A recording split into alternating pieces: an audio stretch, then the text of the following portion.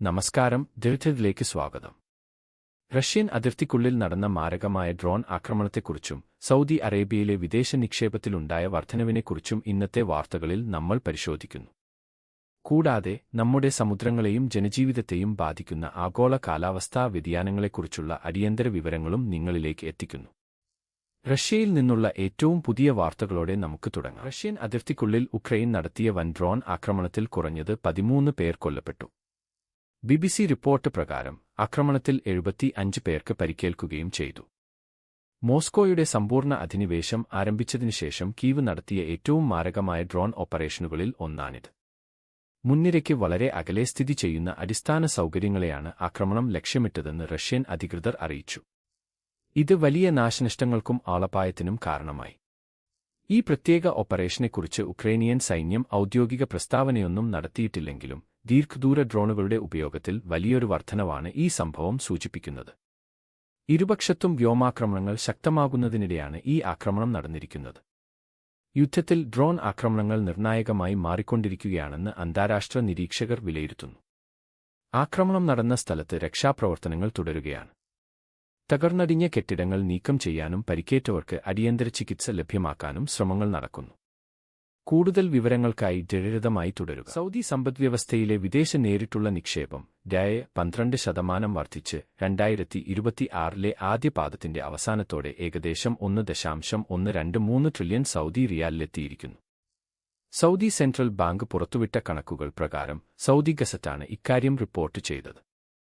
അന്താരാഷ്ട്ര മൂലധനത്തെ ആകർഷിക്കുന്നതിൽ രാജ്യം കൈവരിച്ച വലിയ മുന്നേറ്റത്തെയാണ് ഈ വളർച്ച സൂചിപ്പിക്കുന്നത്. രാജ്യത്തെ ആകെ വിദേശ നിക്ഷേപത്തിന്റെ ഏകദേശം 32% ഇപ്പോൾ വിദേശ നേരിട്ടുള്ള നിക്ഷേപമാണെന്ന് റിപ്പോർട്ടുകൾ വ്യക്തമാക്കുന്നു. സെൻട്രൽ ബാങ്കിന്റെ കണക്കുകൾ പ്രകാരം 2025 ആദ്യ പാദത്തെ അപേക്ഷിച്ച് 18% വർധനവോടെ സൗദി സമ്പദ്വ്യവസ്ഥയിലെ ആകെ വിദേശ നിക്ഷേപം 3.53 ട്രില്യൺ റിയാലായി ഉയർന്നു. ഈ നിക്ഷേപങ്ങളെ പ്രധാനമായും മൂന്നായി തരംതിരിച്ചിരിക്കുന്നു: വിദേശ നേരിട്ടുള്ള നിക്ഷേപം, ഓഹരികൾ, നിക്ഷേപ ഫണ്ട് ഷെയറുകൾ, കടപ്പത്രങ്ങൾ എന്നിവ ഉൾപ്പെടുന്ന 1.467 ട്രില്യൺ റിയാലിന്റെ പോർട്ട്ഫോളിയോ നിക്ഷേപങ്ങൾ, കൂടാതെ 940.7 ബില്യൺ റിയാൽ മൂല്യമുള്ള മറ്റ് നിക്ഷേപങ്ങൾ എന്നിവയാണോ. ദീർഘകാല സാമ്പത്തിക താൽപ്പര്യങ്ങളെയും സുസ്ഥിരമായ ബന്ധത്തെയും പ്രതിനിധീകരിക്കുന്ന വിദേശ നേരിട്ടുള്ള നിക്ഷേപത്തിലെ ഈ വർധനവ് രാജ്യത്തിന്റെ സാമ്പത്തിക വൈവിധ്യവൽക്കരണ പദ്ധതികളുടെ തുടർച്ചയായ വിജയത്തെയാണ് എടുത്തുകാട്ടുന്നതെന്ന് സാമ്പത്തിക വിദഗ്ധർ അഭിപ്രായപ്പെടുന്നു.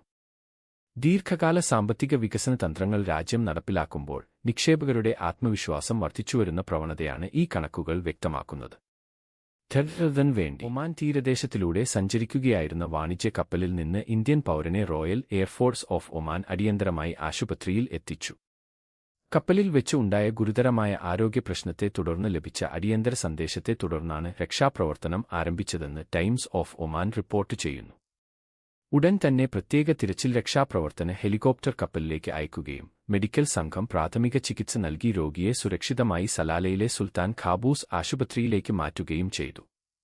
ഈ മേഖലയിലൂടെ കടന്നുപോകുന്ന അന്താരാഷ്ട്ര കപ്പലുകൾക്ക് അടിയന്തര സഹായം നൽകുന്നതിൽ റോയൽ എയർഫോഴ്സ് ഓഫ് ഒമാൻ കാണിക്കുന്ന സന്നദ്ധതയാണ് ഈ ദൗത്യത്തിലൂടെ വ്യക്തമാകുന്നത്. രോഗിയുടെ ആരോഗ്യസ്ഥിതി സംബന്ധിച്ച വിവരങ്ങൾ പുറത്തുവിട്ടിട്ടില്ലെങ്കിലും അദ്ദേഹം വിദഗ്ധ ചികിത്സയിൽ തുടരുകയാണെന്ന് അധികൃതർ അറിയിച്ചു. അന്താരാഷ്ട്ര സമുദ്ര സുരക്ഷാ മാനദണ്ഡങ്ങൾ പാലിക്കുന്നതിനും ഗൾഫ് മേഖലയിൽ പ്രവർത്തിക്കുന്ന കപ്പലുകൾക്ക് വേഗത്തിലുള്ള സഹായം ഉറപ്പാക്കുന്നതിനും ഒമാൻ ഭരണകൂടം നൽകുന്ന പ്രതിബദ്ധതയുടെ ഭാഗമാണ് ഈ രക്ഷാപ്രവർത്തനം. ദൗത്യം വിജയകരമായി പൂർത്തിയാക്കിയ ശേഷം കപ്പൽ യാത്ര തുടർന്നു. വേണ്ടി റിപ്പോർട്ട് ചെയ്തു. ഈ ജൂലൈ മാസത്തിൽ ആഗോള സമുദ്ര താപനില ഇതുവരെ രേഖപ്പെടുത്താത്ത വിധം ഉയർന്നതായി കണക്കുകൾ വ്യക്തമാക്കുന്നു. കാലാവസ്ഥാ പഠനത്തിലെ നിർണായകമായ ഒരു നാഴികക്കല്ലാണിതെന്ന് വിലയിരുത്തപ്പെടുന്നു. BBCയുടെ റിപ്പോർട്ട് പ്രകാരം ജൂലൈ മാസത്തിൽ ലോകമെമ്പാടുമുള്ള സമുദ്രങ്ങളിൽ ഏറ്റവും ഉയർന്ന താപനിലയാണ് രേഖപ്പെടുത്തിയത്. എൽ നിനോ പ്രതിഭാസത്തിന്റെ വരവ് ഈ സ്ഥിതി കൂടുതൽ വഷളാക്കുന്നതായാണ് വിദഗ്ധർ ചൂണ്ടിക്കാട്ടുന്നത്. കിഴക്കൻ പസഫിക് സമുദ്രത്തിലെ ഉപരിതല ജലത്തിന്റെ താപനില വർദ്ധിക്കുന്ന ഈ സ്വാഭാവിക കാലാവസ്ഥാ വ്യതിയാനം ആഗോളതലത്തിൽ സമുദ്രങ്ങളിലെ ചൂട് വർദ്ധിക്കാൻ കാരണമാകുന്നു. സമുദ്രങ്ങളിലെ താപനിലയിലുണ്ടാകുന്ന ഈ വർധനവ് ലോകമെമ്പാടും പ്രകടമായ മാറ്റങ്ങൾക്ക് വഴിവെക്കുന്നുണ്ട്. സമുദ്ര ആവാസവ്യവസ്ഥകൾ കടുത്ത സമ്മർദ്ദത്തിലാകുമ്പോൾ അതിന്റെ പ്രത്യാഘാതങ്ങൾ കരപ്രദേശങ്ങളിലെ പ്രതിസന്ധികളിലേക്കും വ്യാപിക്കുന്നു. പടിഞ്ഞാറൻ യൂറോപ്പിൽ കാട്ടുതീ പടർന്നുപിടിക്കുന്നത് ഇതിന്റെ ഭാഗമായാണ്. പ്രത്യേക കാലാവസ്ഥാ സംഭവങ്ങളും ദീർഘകാല കാലാവസ്ഥാ വ്യതിയാനങ്ങളും തമ്മിലുള്ള നേരിട്ടുള്ള ബന്ധത്തെക്കുറിച്ച് പഠനങ്ങൾ തുടരുന്നുണ്ടെങ്കിലും സമുദ്രങ്ങളിലെ റെക്കോർഡ് ചൂട് നിലവിലെ അസ്ഥിരമായ കാലാവസ്ഥയ്ക്ക് പ്രധാന കാരണമാണെന്ന് കാലാവസ്ഥാ നിരീക്ഷകർ പറയുന്നു. എൽനിനോ ചക്രം തുടരുന്ന സാഹചര്യത്തിൽ സമുദ്രോപരിതലത്തിലെ താപനില ശാസ്ത്രജ്ഞർ സൂക്ഷ്മമായി നിരീക്ഷിച്ചുവരികയാണ്. ഈ വർഷം ബാക്കിയുള്ള ദിവസങ്ങളിൽ ആഗോള കാലാവസ്ഥയെയും പ്രാദേശിക കാലാവസ്ഥാ സ്ഥിരതയെയും ഈ ഉയർന്ന താപനില എങ്ങനെ ബാധിക്കുമെന്നതിനെക്കുറിച്ചാണ് ഇപ്പോൾ പഠനം നടക്കുന്നത്. കാനഡയിലെ മനോഹരമായ ഒക്കനഗൻ മേഖലയിൽ പടർന്നുപിടിച്ച കാട്ടുതീയെ തുടർന്ന് വാരാന്ത്യത്തിൽ 12,000-ത്തിലധികം ആളുകൾക്ക് വീടുകളിൽ നിന്ന് മാറിത്താമസിക്കേണ്ടി വന്നു. അതിവേഗം പടരുന്ന തീപിടുത്തം ആയിരക്കണക്കിന് താമസക്കാരെ ആശങ്കയിലാഴ്ത്തിയതായി BBC റിപ്പോർട്ട് ചെയ്യുന്നു.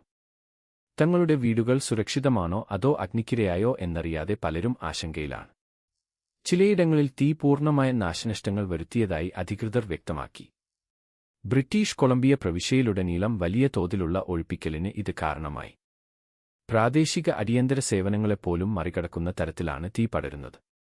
അടിസ്ഥാന സൗകര്യങ്ങൾക്കും ജനവാസ മേഖലകൾക്കും തീ വലിയ ഭീഷണിയായി തുടരുന്ന സാഹചര്യത്തിൽ നാശനഷ്ടങ്ങളുടെ വ്യാപ്തി കണക്കാക്കാൻ അധികൃതർ ശ്രമിച്ചുവരികയാണ്. അഗ്നിശമന സേനാംഗങ്ങൾ തീ നിയന്ത്രിക്കാൻ കഠിനമായി പരിശ്രമിക്കുന്നുണ്ടെങ്കിലും കാട്ടുതീയുടെ അപ്രതീക്ഷിതമായ സ്വഭാവം വീടുകളുടെ അവസ്ഥയെക്കുറിച്ച് കൃത്യമായ വിവരം നൽകുന്നതിന് തടസ്സമാകുന്നുണ്ട്. സുരക്ഷിതമെന്ന് ഉറപ്പാക്കുന്നത് വരെ മാറിത്താമസിച്ചവർ സർക്കാർ നിശ്ചയിച്ച കേന്ദ്രങ്ങളിൽ തന്നെ തുടരണമെന്ന് അധികൃതർ നിർദ്ദേശിച്ചു. കാലാവസ്ഥാ സാഹചര്യങ്ങൾ അഗ്നിശമന പ്രവർത്തനങ്ങൾക്ക് വെല്ലുവിളിയായി തുടരുന്നതിനാൽ സാഹചര്യം അതീവ ഗുരുതരമാണ്. തീ പടർന്ന പാതയും ഏറ്റവും കൂടുതൽ ബാധിക്കപ്പെട്ട പ്രദേശങ്ങളും കണ്ടെത്താൻ വ്യോമനിരീക്ഷണം നടക്കുന്നുണ്ട്. കൂടുതൽ വിവരങ്ങൾക്കായി ജേർഖനൊപ്പം തുടരുക. ചൈനയുടെ കിഴക്കൻ തീരത്തേക്ക് ഡോൾഫിൻ ചുഴലിക്കാറ്റ് വീശിയടിച്ചതിനെ തുടർന്ന് 10 ലക്ഷം പേരെ അധികൃതർ സുരക്ഷിത സ്ഥാനങ്ങളിലേക്ക് മാറ്റിപ്പാർപ്പിച്ചു. BBC റിപ്പോർട്ട് പ്രകാരം ശക്തമായ ഈ ചുഴലിക്കാറ്റ് വിവിധ പ്രവിശ്യകളിൽ അടിയന്തര സാഹചര്യങ്ങൾക്ക് വഴിവെച്ചിട്ടുണ്ട്. വാണിജ്യ കേന്ദ്രമായ ഷാങ്ഹായിൽ അതിശക്തമായ കാറ്റും കനത്ത മഴയുമാണ് അനുഭവപ്പെടുന്നത്. ചുഴലിക്കാറ്റ് ഉൾപ്രദേശങ്ങളിലേക്ക് നീങ്ങുന്ന സാഹചര്യത്തിൽ കാലാവസ്ഥാ നിരീക്ഷണ കേന്ദ്രം അതീവ ജാഗ്രതാ നിർദ്ദേശം പുറപ്പെടുവിച്ചു. താഴ്ന്ന പ്രദേശങ്ങളിൽ വെള്ളപ്പൊക്കത്തിനും അടിസ്ഥാന സൗകര്യങ്ങൾക്ക് നാശനഷ്ടങ്ങൾ സംഭവിക്കാനും സാധ്യതയുണ്ടെന്ന് അധികൃതർ മുന്നറിയിപ്പ് നൽകുന്നു. തീരപ്രദേശങ്ങളിലെ അതീവ അപകടസാധ്യതയുള്ള മേഖലകളിൽ താമസിക്കുന്നവർക്ക് മുൻഗണന നൽകിക്കൊണ്ട് ജനങ്ങളെ മാറ്റിപ്പാർപ്പിക്കാൻ ദുരന്തനിവാരണ സേനയെ വിന്യസിച്ചിട്ടുണ്ട്. കനത്ത മഴയെ തുടർന്ന് ഫെറി സർവീസുകളും പ്രാദേശിക ട്രെയിൻ ഗതാഗതവും താൽക്കാലികമായി നിർത്തിവെച്ചു. നാശനഷ്ടങ്ങളുടെ വ്യാപ്തി വിലയിരുത്തി വരികയാണെന്നും മാറ്റിപ്പാർപ്പിക്കപ്പെട്ടവർക്ക് ആവശ്യമായ സഹായങ്ങൾ എത്തിക്കാൻ പ്രാദേശിക ഭരണകൂടങ്ങൾ ഏകോപിപ്പിച്ച് പ്രവർത്തിക്കുന്നുണ്ടെന്നും ടെററിസ്റ്റ് റിപ്പോർട്ട് ചെയ്യുന്നു. ചുഴലിക്കാറ്റ് ഉൾപ്രദേശങ്ങളിലേക്ക് നീങ്ങുന്നതിനാൽ സ്ഥിതിഗതികൾ സങ്കീർണമായി തുടരുകയാണ്. കാറ്റിന്റെ വേഗതയും മഴയുടെ അളവും കൃത്യമായി നിരീക്ഷിച്ചുവരികയാണെന്നും സുരക്ഷിതമെന്ന് ഉറപ്പുവരുത്തിയ ശേഷം മാത്രമേ ജനങ്ങൾക്ക് വീടുകളിലേക്ക് മടങ്ങാൻ അനുമതി നൽകുകയുള്ളൂവെന്നും കാലാവസ്ഥാ നിരീക്ഷണ കേന്ദ്രം അറിയിച്ചു. പടിഞ്ഞാറൻ യൂറോപ്പിൽ ചരിത്രത്തിലെ ഏറ്റവും ചൂടേറിയ ജൂൺ, ജൂലൈ മാസങ്ങളാണ് കടന്നുപോയത്. നീണ്ടുനിൽക്കുന്ന ഉഷ്ണതരംഗങ്ങളും രൂക്ഷമായ വരൾച്ചയും മേഖലയെ സാരമായി ബാധിച്ചുകൊണ്ടിരിക്കുകയാണ്. യൂറോപ്യൻ യൂണിയന്റെ കോപ്പർനിക്കസ് ക്ലൈമറ്റ് ചേഞ്ച് സർവീസ് പുറത്തുവിട്ട കണക്കുകൾ പ്രകാരം കഴിഞ്ഞ 2 മാസങ്ങളിലെ താപനില മുൻകാല ശരാശരിയേക്കാൾ വളരെ കൂടുതലാണെന്ന് BBC റിപ്പോർട്ട് ചെയ്യുന്നു. ഈ അമിത താപനില പരിസ്ഥിതിയിൽ വലിയ അസ്ഥിരതയ്ക്ക് വഴിയൊരുക്കി. ഇത് വിവിധ രാജ്യങ്ങളിൽ പടർന്നുപിടിച്ച കാട്ടുതീയ്ക്ക് ആക്കം കൂട്ടി. വൻതോതിൽ ഭൂപ്രദേശങ്ങൾ നശിപ്പിക്കപ്പെടുകയും ജനങ്ങളെ ഒഴിപ്പിക്കേണ്ട സാഹചര്യമുണ്ടാവുകയും ചെയ്തോടെ യൂറോപ്പിലുടനീളമുള്ള അടിയന്തര സേനാ വിഭാഗങ്ങൾ കടുത്ത സമ്മർദ്ദത്തിലാണ്. ആഗോളതാപനത്തിന്റെ ഭാഗമായി കാലാവസ്ഥാ വ്യതിയാനങ്ങളിൽ ഉണ്ടാകുന്ന മാറ്റങ്ങളാണ് ഈ സ്ഥിരമായ ചൂടിന് കാരണമെന്ന് കാലാവസ്ഥാ ശാസ്ത്രജ്ഞർ ചൂണ്ടിക്കാട്ടുന്നു. റെക്കോർഡ് ചൂടും മഴയുടെ അഭാവവും മണ്ണിലെ ഈർപ്പം കുറച്ചതായും ഇത് കാട്ടുതീ നിയന്ത്രിക്കുന്നതിനും കാർഷിക ഉൽപ്പാദനത്തിനും വലിയ വെല്ലുവിളിയായതായും കോപ്പർനിക്കസ് സർവീസ് വ്യക്തമാക്കുന്നു. അധികൃതർ സ്ഥിതിഗതികൾ നിരീക്ഷിച്ചുവരികയാണ്. കാട്ടുതീ മൂലമുള്ള അടിയന്തര സാഹചര്യങ്ങൾ നേരിടുന്നതിനൊപ്പം ഈ തീവ്ര കാലാവസ്ഥാ പ്രതിഭാസങ്ങൾ മേഖലയിലെ അടിസ്ഥാന സൗകര്യങ്ങളെയും പൊതുജനാരോഗ്യ സംവിധാനങ്ങളെയും എങ്ങനെ ബാധിക്കുമെന്നതിലാണ് ഇപ്പോൾ ശ്രദ്ധ കേന്ദ്രീകരിക്കുന്നത്. പടിഞ്ഞാറൻ യൂറോപ്പിലെ കാലാവസ്ഥാ പ്രതിരോധ തന്ത്രങ്ങൾ പുനഃപരിശോധിക്കണമെന്ന് അന്താരാഷ്ട്ര നിരീക്ഷകരും ആവശ്യപ്പെടുന്നു. ടെററിന് വേണ്ടി റിപ്പോർട്ട്. ഇന്നത്തെ പ്രധാന വാർത്തകളിലേക്ക് സ്വാഗതം. കൃത്യതയോടെയുള്ള വാർത്തകൾ നിങ്ങളിലെത്തിക്കാൻ ഞങ്ങൾ പ്രതിജ്ഞാബദ്ധരാണ്. ടെററിന്റെ സത്യം മാത്രം. ആദ്യം